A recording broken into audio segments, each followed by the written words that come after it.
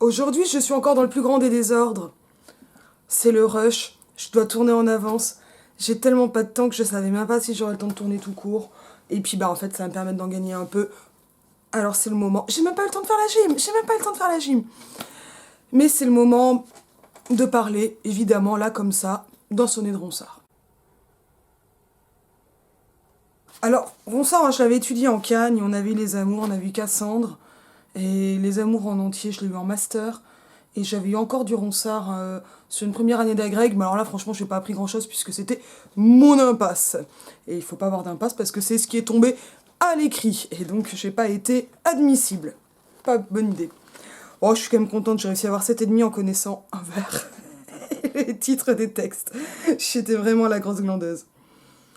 Enfin non, j'étais pas une glandeuse, j'avais vraiment fait une impasse parce que j'avais pas le choix à ce moment-là, mais je vous renvoie si ça vous intéresse à ma vidéo, là, UNS machin tag. C'est pas du tout le sujet. Moi, je voudrais en venir, alors je vais prendre... Je lis vraiment en tête parce que je suis en train de corriger mes secondes qui bossent là-dessus, et là j'ai envie de faire un truc qui va pas être le corrigé que je vais leur faire parce que, ben, je vais leur faire un corrigé écrit, hein, je leur envoie pas de corrigé vidéo. Et je leur ferai en plus un commentaire composé, ce que je vais pas du tout faire ici parce que c'est encore autre chose. Ici, en fait, un des principes fondateurs d'un grain de lettres, c'est le linéaire. Mais par contre, bah, ça va me préparer au commentaire composé. Là, je l'ai vraiment en tête. Qu'est-ce que je le trouve beau, ce poème! Alors que Ronsard, merde! Ah, le misogyne! Ah, il y a plein de trucs. C'est ringard, mais c'est quand même le prince des poètes. C'est l'espèce d'immense dandy. Oh, du Bélé aussi. Alors, je dirais que Ronsard, il a quand même il a quand même un côté nouveau riche. Hein, j'ai pas envie de dire que c'est un Kardashian, c'est que ce serait quand même exagéré, mais il y a du bling-bling. Du Bélé, il a un côté plus british, je sais pas. Enfin, putain, c'est tellement cliché ce que je suis en train de dire. Mais quelque chose de plus réservé, de grinçant, enfin... Oh, on sent que Corbière sortira de du Bélé, quoi. Alors que de Ronsard, bah, c'est Hugo qui sort de Ronsard, en fait. D'une certaine manière. Papam, papam. Voilà, ça pète, ça pète, ça pète. On le rappelle rapidement, Ronsard, il est surtout connu pour son recueil en 3 saisons. Les Amours. Amour de Cassandre, Amour de Marie, Amour d'Hélène. Cassandre la guerrière, Marie la paysanne de Bourgueil. Et ça m'amuse beaucoup parce que Bourgueil, c'est la ville où est né mon père et où il est enterré. Enfin, c'est pas une ville, c'est un village. Mais on a dans le jardin de mes grands-parents un très grand cèdre qu'à un moment on s'est dit qu'il était déjà vieux quand Ronsard était vivant, mais en fait non, a priori il a plutôt été planté à l'époque de Ronsard, ou peut-être 2 siècles après, mais ça m'amuse. Parce que Bourgueil, en plus c'est pas des mauvais vins quoi, mais bon voilà, ça sert strictement à rien. Et de toute façon le côté biographique il est un peu marrant, mais il faut quand même le laisser de côté. Et Hélène c'est vraiment les poèmes de l'amour vicelard des vieux messieurs, hein, comme dans la chanson de Gainsbourg, Jeunes femmes et vieux messieurs. Voilà, quand vous serez bien veillé à la chandelle, tout ça c'est Hélène. Alors, bah, moi, voilà, après, qu'est-ce qui préside au choix d'un sujet pour les secondes? Bah, l'urgence absolue. Il me fallait un sonnet parce que c'est hyper important que des secondes voient le sonnet. Et des formes fixes et qui comprennent que le sonnet, c'est vraiment... En fait, c'est vraiment des formes comme le sonnet qui permettent de comprendre ce qu'est un genre littéraire plus que quand on va parler du roman. Parce que c'est dans le sonnet que se matérialisent les formes d'intertextualité absolue. Alors, je leur dis pas le mot intertextualité, je trouve ça trop compliqué, mais il faut qu'ils comprennent que quand on prend quand on choisit un type de poème à contrainte, c'est pour entrer en joute, on fait de la battle poétique.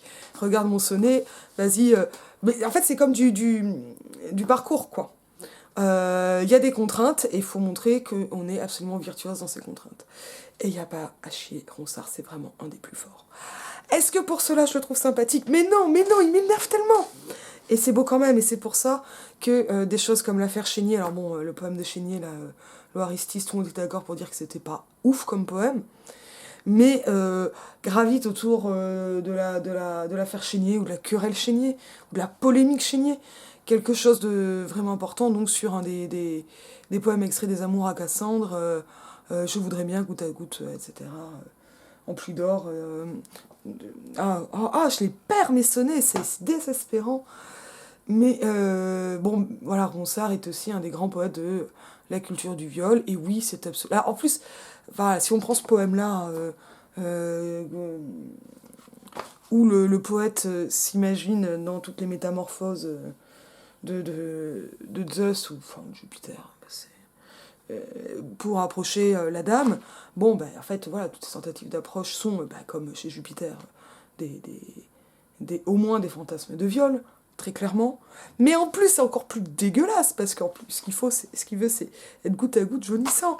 Donc en plus, ça ressemble à une golden shower. Enfin, y a quelque chose qui va être profondément pervers, parfois, chez Ronsard, et j'ai du mal à croire que c'est totalement inconscient.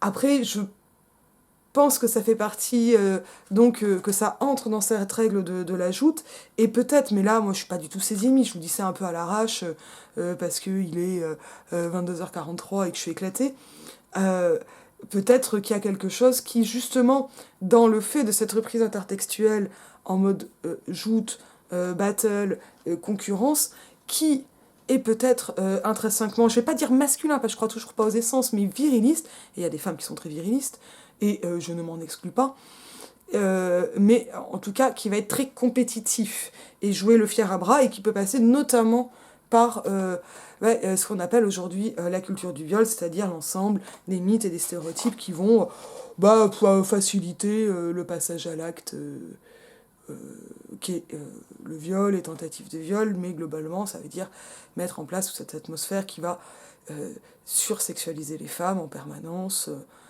les exclure quand elles sont pas dans ce champ du sexuable. Et en fait, on y échappe assez peu parce que c'est pas parce qu'on n'est pas considéré comme belle qu'on on subit rien. Au contraire, au contraire. Parce que ce qui va amener le passage à l'acte, c'est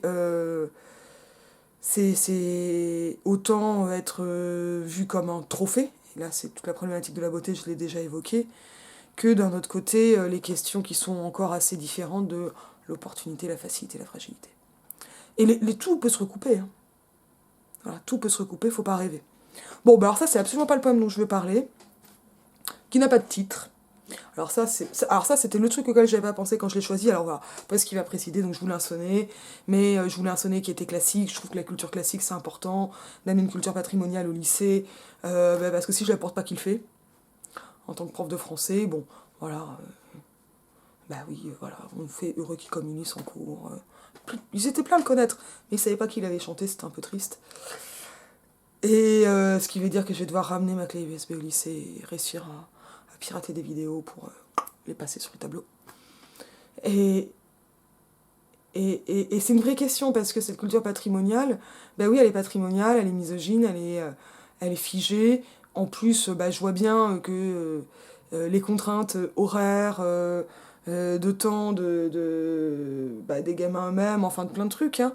Et ils sont pas du tout idiots les gamins, mais font que la culture patrimoniale c'est hyper vaste et je suis très loin d'en avoir fait moi-même le tour, mais donc qu'est-ce que je leur transmets en priorité? Est-ce qu'il vaut mieux leur transmettre quelque chose que je trouve beau, quelque chose que je trouve intéressant, quelque chose qui va me plaire pour moi-même, ou quelque chose en fait qu'il faut qu'ils aient déjà connu dans tous les cas, parce que sinon, eh bien, s'ils tombent sur un ronsard au bac, ça leur manquera de pas avoir fait de ronsard. C'est vraiment une question qui est super compliquée. C'est vraiment et je leur mets pas les amours de Ronsard. J'ai fait le choix de mettre une anthologie. Je vais vraiment analyser le poème, hein, mais de mettre une anthologie à deux balles pour littéralement à deux balles pour évoquer un peu ces questions rapidement pour avoir quelque chose qui soit patrimonial. Il y a un peu de femmes, il y en a pas beaucoup. C'est des textes qu'on va essayer de voir quand même en cours. J'ai des questions sur y avait-il des poétesses. J'ai écrit Gus Labé au tableau, je crois que j'ai fait bien alors qu'il en faut que. Mais bon, voilà, ce sont des questions qui sont vraiment compliquées et je suis loin de penser que mes choix sont les bons, surtout que c'est ma première année dans le secondaire, donc je découvre quoi, je découvre, donc on essaie. Mais finalement, mon objectif en seconde, c'est de la culture G littéraire, oui, l'initiation aux exercices, mais de toute façon, mon premier objectif, c'est rédaction de sensibilité littéraire, et donc avec mise en place des outils, des figures de style, ce genre de trucs. Je suis pas à fond dans les figures de style, même si, de toute façon, il faut tout leur apprendre parce qu'ils savent pas grand-chose, et c'est normal en seconde. D'autant plus avec des secondes qui sortent du confinement Covid. Mais parce qu'on n'a pas fait cours, et c'était d'autant plus dur avec des élèves plus jeunes de faire cours normalement. Mais voilà, et sans me chercher d'excuses ni rien, ouais, mon objectif, il est d'abord dans l'éveil à la sensibilité littéraire, et pour cela, je peux passer par des choses et des textes qui sont très différents. Ce qui ne veut pas dire en discuter de plein de façons différentes. Donc, je vais le lire en faisant des fautes comme d'hab, hein, mais vous n'allez pas me le dire parce que c'est désagréable. Comme on voit sur la branche au mois de mai la rose, en sa belle jeunesse, en sa première fleur, rendre le ciel jaloux de sa vive couleur, quand l'aube de ses pleurs au point du jour l'arrose. La grâce dans sa feuille et l'amour se repose, embaumant les jardins et les arbres d'odeur. Mais, battue ou de pluie ou d'excessive ardeur, languissante elle meurt, feuille à feuille d'éclose. Ainsi, en ta première et jeune nouveauté, quand la terre et le ciel honoraient ta beauté, la parque t'a tuée et cendre tu reposes. Pour obsèque, reçois mes larmes et mes pleurs, ce vase plein de lait, ce panier plein de fleurs, afin que vif et mort, ton corps ne soit que rose. Et c'est super triste. Alors pour une fois, c'est pas un poème qui est trop sexuel, mais en fait on va voir que si, et ça sera pas du tout dans mon corrigé. Sauf s'il me pose des questions, mais ça viendra pas. Qu'est-ce qui se passe? Donc on est dans un sonnet avec une forme assez traditionnelle, un petit jeu un peu... avec des rimes embrassées à la fin. Alors je sais plus si c'est l'italien ou le marotique, je crois que c'est le marotique, les rimes embrassées à la fin. Mais alors on est vraiment dans du sonnet à tournure super classique, avec des coupures à l'hémistiche, en alexandrin. Tout ça, je le dis rapidement. Donc ça n'a pas vraiment de titre. Quand les poèmes n'ont pas de titre, c'est très courant dans les recueils. Parce que, en fait j'ai l'impression que la pratique du titre dans les sonnets, elle est assez tardive, très 19e par exemple. À vérifier, je connais mal la poésie du 18e. Comme si je connaissais bien de la poésie tout court. Mais donc on a l'habitude de désigner par le premier vers. Bon, c'est une convention. De là à dire que c'est un titre, c'est compliqué. C'est pas là-dessus que je sable les secondes, ne vous inquiétez pas. Que se passe-t-il dans ce sonnet? De quoi parle le poète? Il parle de la mort d'une jeune femme qui n'est pas nommée dans le poème. Et en fait, c'est important qu'elle ne soit pas nommée. On sait, parce qu'il s'agit d'un poème extrait des Amours de Marie, qu'il s'agit de Marie, mais ne pas la nommer a aussi une forme de pudeur. Et en tout cas, cela a l'avantage de pouvoir ainsi fonctionner avec n'importe quelle jeune femme qui serait morte trop tôt, et je ne sais pas s'il y a des jeunes femmes qui meurent trop tard. Mais le poème ne s'ouvre pas sur cette jeune femme sans nom, sur cette muse anonyme, qui finalement devient vraiment une muse abstraite. Il s'ouvre sur une conjonction, un comme. Et en fait, il s'ouvre sur le 8-1, les deux 4-1, sur une description, presque un récit, d'une rose dans un jardin. Une description qui va s'animer progressivement, donc premier 4-1, vraiment une description de la rose, mais dont on sait que c'est une comparaison, et donc on va attendre de savoir, donc on a le comparant, la rose, mais on attend la fin pour savoir à quoi cette comparaison va servir, que c'est, enfin, quoi, qui, que, qu'est-ce qui va être comparé. Et là on va avoir des surprises. Et donc c'est sur cette... En fait, on a un phénomène de double bascule. On a une première bascule à l'intérieur du 8-1, au milieu du deuxième 4-1, puisqu'on va passer de la comparaison à la mort de la rose. Boum, quand on passe dans le 6-1 ou dans les deux tercets, on va voir que cette comparaison, elle permet de parler, on comprend, d'une jeune femme. Et donc, cela peut permettre d'occasionner une relecture du poème où on va bien voir tous les points communs qui vont justifier, c'est-à-dire motiver cette comparaison. Et cette jeune femme, comme la rose, est morte. Mais on va avoir un petit décalage temporel. Peut-être aussi temporaire, on va y revenir. C'est parti. Et donc on a ce premier alexandrin qui est un miracle d'harmonie et de quiétude. C'est dommage parce que pour ramasser les copies, j'ai fait un cosplay ronsard avec ma jupe pleine de roses. Et personne n'a rigolé, alors je vous le dis à vous, comme ça, peut-être que quelqu'un rigolera, mais je me suis sentie bien seule. Alors que là, j'ai des bouts d'oreilles qui n'ont strictement rien à voir avec ronsard.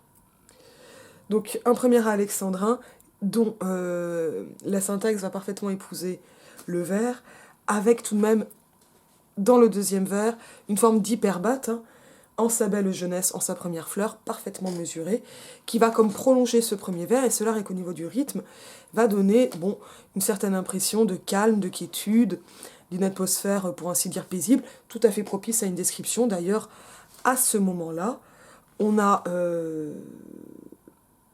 pas réellement de temps.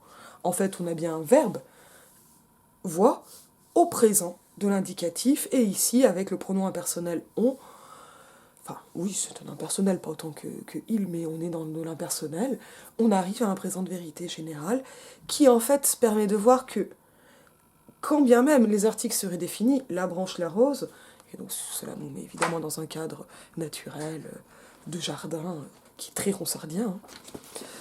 Tout est émaillé, hein, et cet émail, c'est celui du ciselage poétique, hein. On a toujours une lecture métatextuelle chez Ronsard. Je ne sais pas à quel point l'outre, mais enfin c'est quand même le premier poète qui a réussi à payer quelqu'un, ou demander à quelqu'un, je ne sais pas si personne a été payée, ça je m'en fiche, mais pour demander à ce que, c'est pour les amants de Cassandre, à ce qu'il y ait des explicitations, des références dans ses poèmes. Alors, pas parce que les lecteurs sont cons, même s'il y a un peu de ça, mais pour montrer à quel point sa poésie est érudite et forte. On est dans le coup de force permanent avec Ronsard. Mais ici, il n'a plus besoin, comme dans Les Amours de Cassandre, de faire un coup de force qui passerait par la figure de la muse guerrière, hein, Cassandre, avec son casque et tout, son regard qui tue. Mais on est dans la simplicité donc de Marie la paysanne, de Bourgueil, la bourgueilloise, un peu comme... Chez nous, on parle de la galette bourgueilloise, mais il n'y a aucun rapport avec Marie, hein. D'ailleurs, elle s'appelait Marie Dupin, je vous disais que chez nous, c'était un cèdre, enfin, il n'y a vraiment rien qui colle. Mais en tout cas, voilà, là, on va être vraiment dans quelque chose qui ne cherche pas ce qu'on peut voir presque comme une boursouflure, hein, dans Les Amours de Cassandre, mais au contraire, une virtuosité dans la simplicité, dans le naturel, et ça tombe bien, on est dans un cadre naturel, mais attention, là, on n'est pas du tout dans la nature rousseauiste ou de ce qu'on appelle le pré-romantisme. J'aime pas les préfixes en pré, parce qu'ils donnent une image de téléologie qui est gênante. Mais on est bien plus dans cette espèce d'idéal naturel, qui sera aussi celui du XVIe siècle, c'est-à-dire du jardin. Du jardin, et quand je vous dis jardin, pas jardin à l'anglaise, jardin à la française. On est dans de la nature qui est bien taillée, hein, comme les rythmes des vers. Et donc on a une espèce d'hyperbate, donc d'ajout avec En sa belle jeunesse, en sa première fleur, comme ça, avec ces groupes circonstanciels qui vont s'ajouter, mais qui épousent aussi parfaitement le vers et qui donne cette impression de dilatation, donc d'éternité, qui n'est pas une éternité, mais qui va être une vérité, le présent de vérité générale. Et donc on a quelque chose qui est aussi très important après la conjonction, c'est le verbe voir, puisque là on va être dans un summum de démonstration picturale, haute pictura poiesis, hein. On est dans cette espèce de concurrence des arts qui fait de la poésie, donc art de la musicalité absolue, le concurrent de la peinture. Comment rendre sa peinture musicale, comment rendre sa poésie visuelle. Et là, on le voit par la comparaison, mais en même temps, très étonnamment, on ne le voit pas complètement, puisque cette visualité, elle est incluse dans une comparative. Et donc, on ne voit pas réellement la rose, mais on est dans quelque chose qui, en fait, instaure déjà quelque chose de pathétique, élégiaque, mélancolique. Je suis gênée, parce que la mélancolie au XVIe, c'est un peu compliqué, c'est pas ce qu'on pense aujourd'hui, j'en reparlerai peut-être, mais d'un peu distant, presque nostalgique, mais pareil, la nostalgie, là on est dans un sentiment qui n'est vraiment au XVIIIe siècle. Mais finalement, parce qu'on peut voir au présent de vérité générale, on ne voit déjà plus au présent d'énonciation, dans la réalité de l'énonciation. Et donc peut-être que déjà dans la valeur du présent, alors même que l'on nous parle de la vivacité absolue, avec la branche, le mois de mai, et la rose mise à la rime, et qui ainsi est particulièrement mise en valeur, peut-être que déjà, dans ce présent de vérité générale, et dans cet allongement par l'hyperbate dans le deuxième vers, on a quelque chose de mortifère qui s'installe. Ou en tout cas, qui porte, par la contradiction entre le présent de vérité générale et le fait qu'on a une comparative, quelque chose qui montre finalement qu'on ne peut plus parler que par ce qu'on appelle, en fait là ce qu'il est en train de faire, c'est ce qu'on appelle une exophore mémorielle de notoriété. Alors ça c'est pas du cours de seconde, hein. L'exophore mémorielle de notoriété, on la retrouve notamment dans les formules du type « Oh, bah c'est un de ces mecs là, ah tu sais, ouais je vois bien ». Exophore, on fait référence à quelque chose d'extérieur, au texte. Mémoriel, on s'en souvient, de notoriété, on sait. Et là, dans l'exemple que je donne, je prends aussi un exemple de connivence. Donc on va faire référence à quelque chose d'extérieur, ce qui est supposé su. On le voit avec les articles définis, hein. La branche au mois de mai, la rose, hein, que des articles définis. Et singulier parce qu'en fait, on est dans des emblèmes. On n'est pas dans une véritable description d'une rose authentique, concrète. Et ce qu'on a là, c'est, par l'exophore mémoriel de notoriété, c'est en fait, Ronsard, par le président de Vérité Générale, fait appel à ce qui est un souvenir et en fait déjà une idée de rose. On continue. Et à ce niveau-là, l'hyperbate, en sa belle jeunesse, en sa première fleur, met bien sûr en avant ce qui seront les points communs entre Marie et donc Marie non nommée et la rose, la jeunesse, la beauté. À voir ici finalement que la jeunesse a pour adjectif, donc à gauche, voilà, amélioratif, plus subjectif, antéposé, belle, mais ce qui compte avant tout, c'est sa jeunesse. Parce que, évidemment, c'est plus triste de mourir quand on est jeune. Et finalement, ce n'est pas que Marie est belle, c'est la jeunesse qui est belle. Et donc, c'est déjà encore une idée qui est belle et qui prépare, évidemment, la chute pathétique et élégiaque. Avec tous ces clichés donc, qui sont ce qu'on appelle la reverdie, le cliché donc, du renouveau, du printemps, la branche le mois de mai, la première fleur. Et il est intéressant de voir que bon, voilà, cette première fleur n'est pas une naissance, elle est une éclosion. Bon, c'est l'adolescence ici qui plaît. Là, c'est un peu cringe, mais voilà, on sait qu'on est dans ces clichés-là, dans ce topos-là. Bon, il n'y a pas de date, hein. Moi, je suis périmée, mais c'est pas tellement la question. Et donc, comme on voit, au mois de mai, la rose, donc rendre le ciel jaloux de sa vive couleur quand l'aube de ses pleurs au point du jour, la rose. On reprend. Donc, on a quelque chose de très descriptif dans les deux premiers vers, mais qui s'anime par une espèce de micro-récit tout aussi emblématique, mais c'est quelque chose de l'ordre d'une description narrative ou d'un récit descriptif. On est vraiment entre les deux, parce que finalement, ce qui personnifie le ciel et l'aube, hein, qui deviennent des sujets, avec, selon les éditions, moi j'ai pu voir des éditions avec des majuscules, et donc des personnifications par la jalousie, les larmes. Voilà, tout ça, ce sont des personnifications, et donc ils sont sujets des verbes ou supports dans l'infinitif pour le ciel.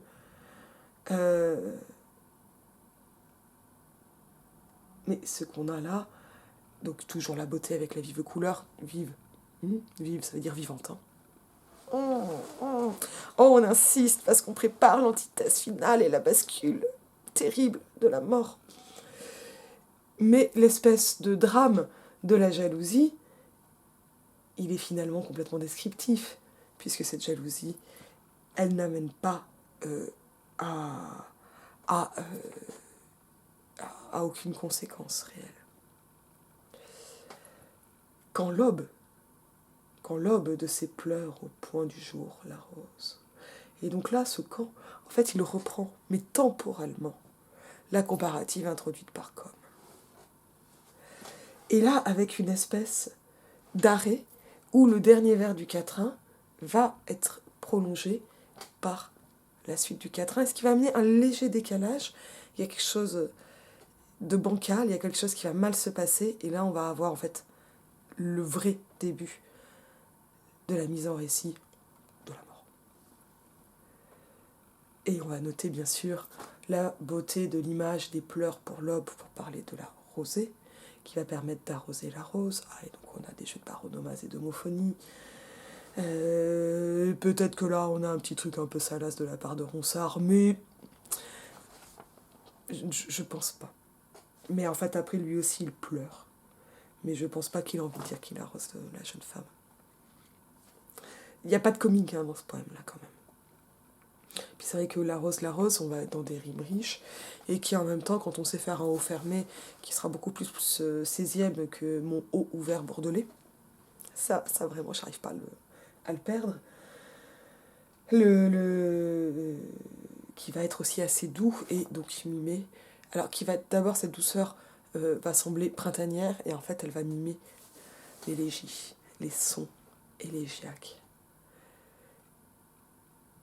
Et voilà, les pleurs permettaient de personnifier l'aube, mais vont préparer donc le drame de la mort. Avec, on le note, cette aube qui est comme reprise par la mention temporelle au point du jour, parce qu'ici il ne s'agit pas d'heure, mais il ne s'agit que de saison et de temporalité qui sont à valeur universelle, parce qu'on est dans du présent de vérité générale et dans une tristesse qui n'a pas de date ni de borne. Et tout cela, cette aube et ce point du jour, rappelant bien sûr aussi la jeunesse de la rose et donc de la jeune femme. La grâce dans sa feuille et l'amour se repose. Et ici, on va avoir vraiment rose à rose repose d'éclose. On a déjà le drame dans les rimes. Ah, mais ça me rend triste en fait. Et donc, cette description, elle va se passer ici par ces appositions. La grâce dans sa feuille et une nouvelle hyperbate. Là, on est vraiment dans une vraie hyperbate syntaxique. Dans le deuxième hémistiche, et l'amour se repose.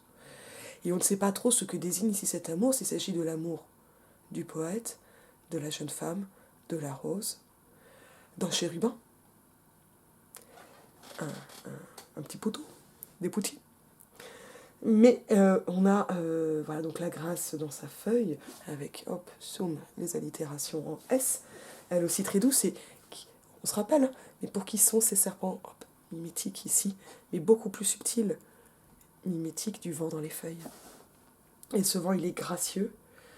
Et ensuite, amour se repose avec le retour des soins air qui sont considérés comme des liquides et qui vont être, alors sauf si on fait des airs très rocailleux, mais qui vont aussi amener de la douceur. On continue, embaumant les jardins et les arbres d'odeur. Et donc cette rose est elle-même donc support d'une participiale, embaumant les jardins et les arbres d'odeur, elle se retrouve placée au centre, exactement comme dans le roman de la Rose, qui construit déjà de façon exemplaire cette analogie, donc on est dans le grand roman du Moyen-Âge, mais cette analogie entre la femme et la rose, et puisqu'on est entre nous, qu'est-ce qui va vraiment construire cette analogie? Pourquoi la rose? Parce que c'est super joli les roses, parce que c'est une fleur d'Orient et qu'on fait les croisades, et aussi parce que la rose, elle ressemble à une vulve. Désolée, c'est visuel. Et donc, embaumant les jardins, les arbres d'odeur peut avoir donc une connotation extrêmement érotique si on prend cette image vulvaire, mais surtout, on est dans le topos absolu de la bonne odeur, de l'odeur de rose de cette femme, parce que on est censé avoir bonne haleine et sentir bon. Je pense que l'insistance sur les bonnes odeurs des femmes vient de la piètre hygiène du XVIe siècle. Qui rend donc la bonne odeur d'autant plus idéale et rare. On sait qu'il y avait quand même des soins dentaires et tout, mais c'est un peu tendu quand même apparemment. Mais ce que l'on va avoir, c'est vraiment une rose placée au centre du jardin et finalement enveloppant l'ensemble du jardin par elle-même et par quelque chose qui est extrêmement sensuel puisque l'on passe de la vue aux odeurs et on a eu presque les ouïs par les sons, les allitérations, les assonances. Et là, la bascule arrive. Mais, battue ou de pluie ou d'excessive ardeur, languissante, elle meurt, feuille à feuille d'éclose. Et là, la phrase va s'arrêter. Et le drame qu'était cette phrase va trouver un point malheureusement final. Le mais, après le point virgule, alors le point virgule, ça doit être moderne. Évidemment, le mais est une conjonction de coordination adversative. On passe à autre chose, et avec une espèce de retardement par l'insertion de nouveaux groupes ici, battus ou de pluie, et hop, un nouvel âge, une nouvelle hyperbate ou d'excessive ardeur, pour retarder la bascule et faire en fait du quatrain déjà un sonnet, parce que Ronsard il est plus fort que tout le monde, il y a 2 bascules dans son sonnet, alors que normalement dans un sonnet, la bascule c'est le concetto. Et là on va avoir cette image d'une fleur battue. Je ne pense pas ici qu'il y ait quelque chose de l'ordre des femmes battues, parce que c'est normal que les femmes soient battues au XVIe siècle à peu près. Alors, c'est pas normal de les tuer en les battant, par contre, mais il n'y a pas quelque chose qui semble spécialement scandaleux, parce que c'est très récent. Mais en revanche, après, ce qu'on peut avoir, c'est les yeux battus de la maladie, quelque chose comme ça qui va jouer plutôt sur cette polysémie-là. Et en tout cas, la métaphore, non pas du combat, mais des coups, peut parler ici d'une, par exemple, maladie ou d'un coup du sort.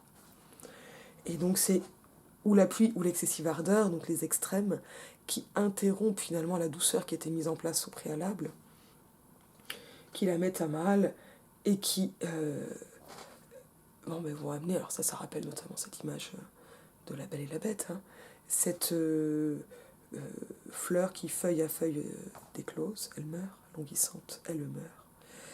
Donc hop, nouvelle apposition languissante qui va montrer l'expiration, mais qui est aussi qui appartient aussi au vocabulaire amoureux, voire érotique. Parce qu'il s'agit quand même de pleurer une sensualité perdue. C'est triste, hein. C'est triste, hein. Allez, je vais pas le dire, mais vous l'avez entendu. Et donc, elle meurt, et donc on a là un présent d'énonciation qui se veut cruel, mais qui est contenu dans cette espèce de présent de vérité générale qui décrit la courte vie de la rose, puisqu'à peine née, elle meurt. Et on a j'allais dire une temporalisation, mais ça n'existe pas, mais une espèce de rapide dilatation temporelle, mais qui devient pathétique par les détails, feuille à feuille d'éclose, puisque on a ici les étapes, les feuilles ici désignent les pétales. Et peut-être aussi les feuilles que l'on peut trouver sur la tige. Alors les roses, il faut plus imaginer un camélia que la rose que nous on appelle rose, qui est plus orientale. Au XVIe siècle, on n'en a pas tant que ça. Mais bon, dans le principe, on l'a. Mais ce qu'on appelait rose n'est pas forcément ce que nous on appelle rose. Bon, voilà, je ne vais pas non plus faire un point botanique. Déclose est intéressant. Parce qu'on connaît le verbe, l'adjectif close, mais déclose n'existe pas.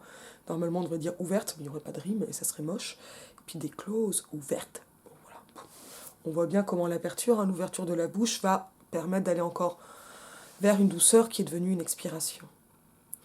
Et déclose, c'est une construction. Alors, je ne sais pas si c'est un néologisme inventé par Ronsard, mais en tout cas, on est en plein dans les inventions lexicales de la Pléiade, de défense illustration de la langue française.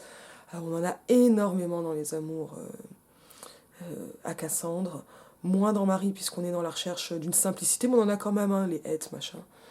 Mais en tout cas, et avec... Là, je vois vraiment du génie dans le fait d'introduire comme ça un néologisme qui n'a posé problème à aucun de mes gamins. Tellement il semble naturel. Il ne procure pas un sentiment d'étrangeté. Et ça, c'est vraiment incroyable. Et donc, on se souvient, et puis donc, on avait... Alors, fleur, couleur, odeur, ardeur, voilà, tout en rime. On peut remarquer qu'on a vraiment des rimes très riches dans la première et qui vont se faire plus expirantes. Elles ne sont que suffisantes dans le deuxième quatrain, comme si le souffle manquait. On passe au tercé. Ainsi, en ta première et jeune nouveauté, quand la terre et le ciel honoraient ta beauté, la parque t'a tué et cendre tu reposes. C'est trop triste. Le ainsi va permettre de relancer la comparaison et donc de résumer tout ce qui s'est passé au préalable pour parler maintenant de cette jeune femme. Et un autre détour de force, nombreux de Ronsard dans ce sonnet, c'est l'adresse. Il écrit à la deuxième personne. Ta première, ta beauté, t'a tué, tu reposes. Et ça, c'est d'autant plus pathétique parce que cette adresse, elle ne peut se faire que quand il y a un lien Et ici, on devine que le lien, il est amoureux, érotique, même si dans les circonstances, il a été écrit à l'occasion, enfin, il a été écrit pour quelqu'un d'autre pour la mort d'une autre jeune femme, et qui portait le même prénom, enfin voilà, on s'en fiche des biographies, ce qui compte, c'est que ce soit beau, et de voir comment c'est beau. On peut remarquer comment Première et Jeune reprennent Belle jeunesse, première fleur. La nouveauté insiste encore sur cette jeunesse qui donc est d'autant plus pathétique. On a une annonce de la mort et maintenant, voilà, ça c'est un peu comme quand on dit il faut qu'on parle. Maintenant je parle. On sent que ça va mal se passer, ça va pas bien se passer. Avec donc des effets de parallélisme de construction qui vont renforcer, qui vont encore motiver la comparaison et donc annoncer. Quand la terre, là, quand la terre, je pourrais porter une tiare pour aller en cours probablement, quand la terre et le ciel honoraient ta beauté, ça va reprendre, mais en enlevant le petit drame, la jalousie préalable qu'il y avait donc du ciel et de l'aube, mais qui ici gagne des majuscules, gagne en emphase, en solennité, et même en douceur, puisque l'on passe d'une jalousie, petit drame presque comique, quelque chose qui pourrait être proche d'une pastorale, très bucolique, à finalement un rituel de l'ensemble des éléments, la terre et le ciel, à cette jeune femme. Qui va dans la terre, mais dont on espère qu'elle va au ciel. Il y a aussi ça en sous-texte, malgré les références antiques qui arrivent. Donc là, ainsi, quand et le camp reprend le camp l'aube en ses pleurs. Avec un décalage, puisque on avait donc ce moment qui était presque une annonce de l'aube qui pleure, donc de l'aube de ses pleurs. Ici, le camp se situe vraiment avant le décès ou la préparation du décès, puisqu'on a un imparfait. Et le passage au passé, il fait mal, parce que on comprend qu'on sort du présent de vérité générale et qu'on parle à un tu. On parle d'une jeune femme. Qui n'est pas nommée, donc ça peut être plein de jeunes femmes. Mais c'est ça qui est beau dans la poésie, c'est qu'on va abstraire pour s'y retrouver. Comme dans un doux foyer. Et l'imparfait, ici, il permet de jouer avec les temps. On note honoré, t'as tué, tu reposes, imparfait, passé composé, présent. Et là, on est dans un vrai présent d'énonciation, avec reprise du verbe reposer, qui, l'amour se repose, entrer dans cette espèce de tableau idyllique, comment on appelle déjà le tableau sous les yeux, Guillaume Singal va m'aider. Je trouve pas qu'on a un effet d'hypotypose ici, mais bon, on a quelque chose qui va être très suggestif et qui met en place vraiment un cadre, notamment avec la branche, le machin. On peut visuellement s'imaginer ce cadre. Apparition ici de références antiques, alors le ciel jaloux pouvait avoir quelque chose un peu d'antiquisant, mais de loin tellement antiquisant, en tout cas on est dans le stéréotype poétique absolu, qui marche bien. Un peu presque amusant, puisque le ciel était jaloux. Là, comme quand La Fontaine parlera de Jupin pour Jupiter, de façon un peu galante. C'est un peu ce procédé-là. Affaibli, et puis La Fontaine, on avait vu, La Fontaine c'est quand même rigolo. Mais là on va avoir donc la Parque, donc, des fileuses donc, qui t'a tué et cendre tu reposes, avec ici une petite reprise de l'Ecclésiaste. Et cendre tu retourneras à la cendre. Les références antiques, elles vont permettre de magnifier, de glorifier par le rituel funéraire, par l'explication de la mort, mais en même temps, elles amènent quelque chose que je trouve très touchant et parfaitement poétique. Elles permettent un phénomène d'idéalisation, c'est-à-dire d'abstraction. La mort n'est pas racontée alors que la rose perdait ses pétales, mais elle est uniquement suggérée, c'est-à-dire qu'en fait la référence antique, elle permet de totalement passer sous silence le processus éventuellement de maladie ou d'accident, je n'en sais rien. C'est pas ce qui est intéressant. Mais donc tout ce qui est, en fait c'est moche de mourir. Globalement. Mais, et donc de l'idéaliser, de le sublimer, en ramenant ce processus à un mythe antique. Donc il se passe bien quelque chose, mais ce n'est plus quelque chose de réel. Parce qu'on est passé dans le monde des idées et des emblèmes, ce qui bien sûr augmente le pathétique. Avec peut-être derrière l'idée aussi d'un destin injuste, mais inexorable, la Parque. Voilà. Et donc tu reposes, ici on va avoir une motivation funeste, et même funéraire, de ce repos qui devient un repos éternel. Et donc le présent d'énonciation et le présent de vérité générale, qui était comme en concurrence dans le 8-1, c'est-à-dire dans les 2 premiers quatrains, trouve ici, finalement, une forme de réconciliation, de fusion, puisque ce repos étant éternel, il est à la fois d'énonciation et de vérité générale.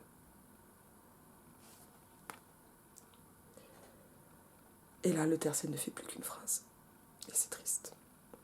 Alors qu'on avait une seule phrase pour le 8-1, 2-4-1. La différence de rythme accentue l'effet de bascule, la tristesse. Dernier tercet, pour obsèque reçois mes larmes et mes pleurs, ce vase plein de lait, ce panier plein de fleurs, afin que vif et mort ton corps ne soit que rose. C'est tellement beau. Alors là, donc les obsèques sont évidemment les rituels. Que se passe-t-il? Il s'adresse toujours à cette jeune femme non nommée, mais dans le même temps, en s'adressant à elle, il ne parle plus d'elle, il parle des rites funéraires, et on devine évidemment tout de suite que le premier de ces rites, c'est le poème lui-même, qui est donc un tombeau, et peut-être même un cénotaphe, vu son absence de nom. Il passe ainsi par un impératif, mais qui est en fait un impératif d'offrande, pour autant que cela existe. En tout cas, moi je ne l'ai pas dans mes livres de grammaire. Donc mes larmes et mes pleurs, ici, qui vont donc se redoubler, rimer eux-mêmes avec donc fleurs, couleurs, odeurs.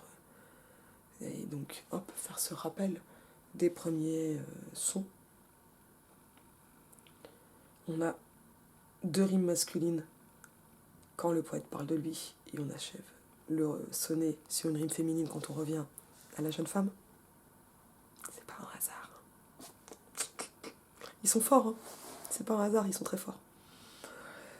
Les pleurs appelant l'aube du premier quatrain, mais avec une remotivation pathétique du pleur qui pouvait n'être que de la rosée. Et bien sûr, ne même pas dire le mot de rosée à ce point-là, mais le faire entendre. Qu'est-ce que c'est beau. Et finalement, là, on entend le poète que par le double déterminant possessif, mais. Le vers suivant, on est au vers 13, va lui aussi être finalement dans ce qu'on peut appeler une forme de déictique. Il montre, c'est vraiment, on est dans un démonstratif déictique qui performe, qui vise à faire donc une offrande avec ce vase plein de lait, ce panier plein de fleurs. Là, on est dans des rites antiques, notamment avec le lait, qui passe peut-être bien avec la jeunesse de Marie, la couleur de sa peau, mais je pense qu'on est surtout dans une référence antique qui mais permet d'avoir un rituel qui est transséculaire. Il ne s'agit pas juste de montrer qu'on est de bons poètes français parce qu'on connaît notre latin et notre grec, mais à partir du lien transséculaire entre les siècles, de donner, d'offrir un rituel, un rite funéraire finalement éternel, avec des offrandes qui sont concrètes. Alors répétition, hein, plein de lait, plein de fleurs, à l'hémistiche. On peut remarquer d'ailleurs que ça reprend presque en sa belle jeunesse, en sa première fleur. Hein. Au niveau du rythme, là, on est très très proche. Et ici, ne donnant que des fleurs à celles qui qui pouvaient être comparées à une rose, et qui a beaucoup été dans les poèmes. L'offrande, alors bon, on est sur des fleurs pour les obsèques, on n'est pas... Ok, je sais pas comment ça se passe les obsèques au 16e. Est-ce qu'on mettait déjà des fleurs? Je pense que oui. Je pense qu'on mettait des fleurs. Et des fleurs coupées. Mais on a un geste, c'est-à-dire que ce qui était visuel dans la comparative vise ici le performatif pour devenir non seulement visuel, on va montrer en disant ce qui est donné, mais en faisant le geste, reçoit. Et en fait, on voit ce geste.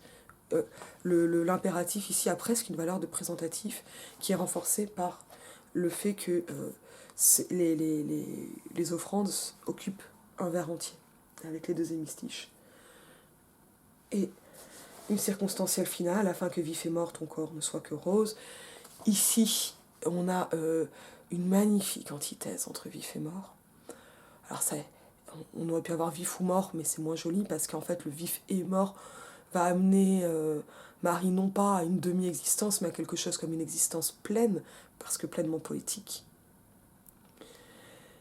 Et cette existence pleinement poétique, elle est en fait toute là, maintenant la comparaison laisse place à la métaphore, et ça c'est un moment de tension ontologique absolument sublime, puisqu'on passe d'une comparaison à une métaphore, ce qui n'est pas évident à sentir, hein, le moment où on a ce passage se faisant notamment par le subjonctif, ne soit que rose, un subjonctif à valeur irréelle, mais en même temps ici qui sert d'impératif, puisque l'impératif est un verbe et est un mode défaillant. Il n'y a pas toutes les personnes, il n'y a pas d'impératif de troisième personne, donc on utilise le subjonctif. Mais là, on a quelque chose qui, en fait, crée vraiment cette tension ontologique dont parle Ricoeur, en appelant à être et en faisant être dans le même temps. Et en amenant donc le lait et ses fleurs, ce panier plein de fleurs pouvant être finalement quelque chose comme le poème ou comme le recueil lui-même, qui devient un tombeau poétique. Petite remarque en passant, l'odeur des roses, le stéréotype des roses, c'est un stéréotype chrétien et même catholique, qui veut qu'on reconnaît la sainteté à l'odeur de sainteté, la fameuse expression ne pas être en odeur de sainteté, ou moins joliment oh ça sent pas la rose, pour dire en fait que les saints révèlent leur sainteté après leur décès, parce qu'au lieu de se décomposer, ils sentent la rose. Ils sont embaumés, on se rappelle le embaumé qui parlait des odeurs, qui en fait prépare lui aussi par sa polysémie ce décès. Non pas que Marie Dupas ait été embaumée, il ne s'agit pas de ça évidemment. Mais parce que finalement, face à la fragilité du corps, que peut la poésie ériger des tombeaux? Et ces tombeaux sont des tombeaux de roses.